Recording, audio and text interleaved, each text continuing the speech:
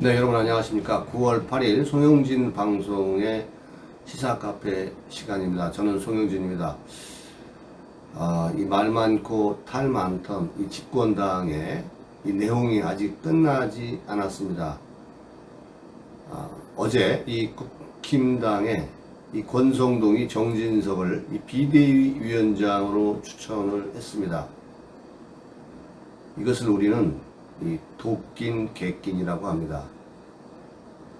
정진석은 윤 대통령과 동갑내기로서 이 당내 친윤계, 이 맏형격인 이 정진석은 윤 대통령과의 이 어떤 입당 과정에서 대선, 경선, 본선 등에서 조언자의 역할을 한 인물이라고 합니다.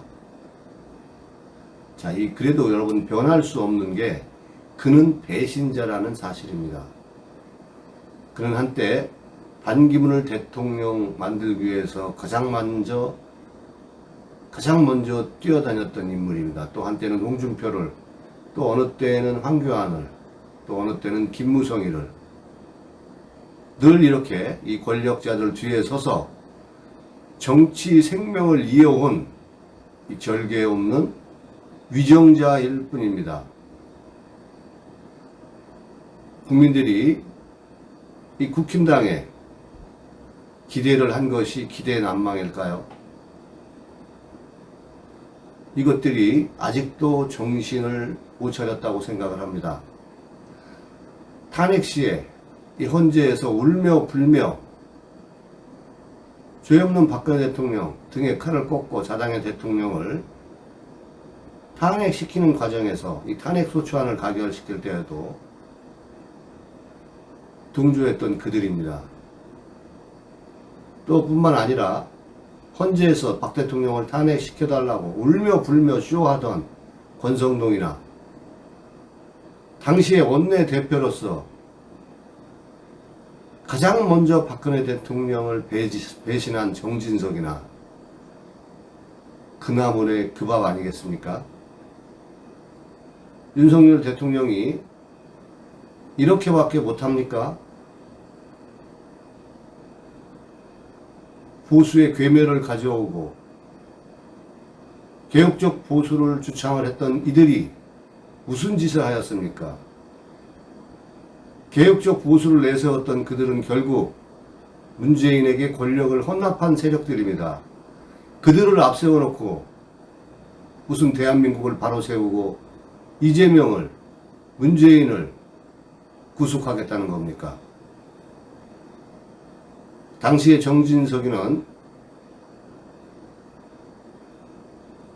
어떻게 원내대표로서 가장 먼저 박근혜 대통령을 배신할 수가 있겠습니까?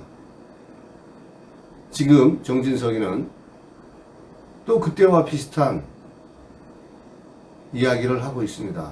바로 그것이 집권 여당으로서 그 책임을 다해야 했기 때문에 비대위 위원장으로서 독배를 들었다고 합니다. 독배를 들고 이제 정치 생명이 끝나기를 기대해 봅니다. 그 독배가 독약의 길 바라본다는 겁니다. 탄핵 부역자들은 대한민국 보수 정치사에서 이제 좀 사라져야 할 때가 아닌가 생각을 합니다. 탄핵 시 집권 여당 원내대표로서 이 죄 없는 박근혜 대통령을 가장 먼저 배신한 자의 입에서 독배란 말이 나올 수가 있습니까? 이런 것을 우리는 쓰레기 정치인, 쓰레기 정치라 합니다. 그래서 지금 대한민국의 이 보수의 정치는 정당혁명, 정치혁명, 정치인혁명, 이것이 가장 절실하게 필요한 때가 아닌가 생각을 합니다.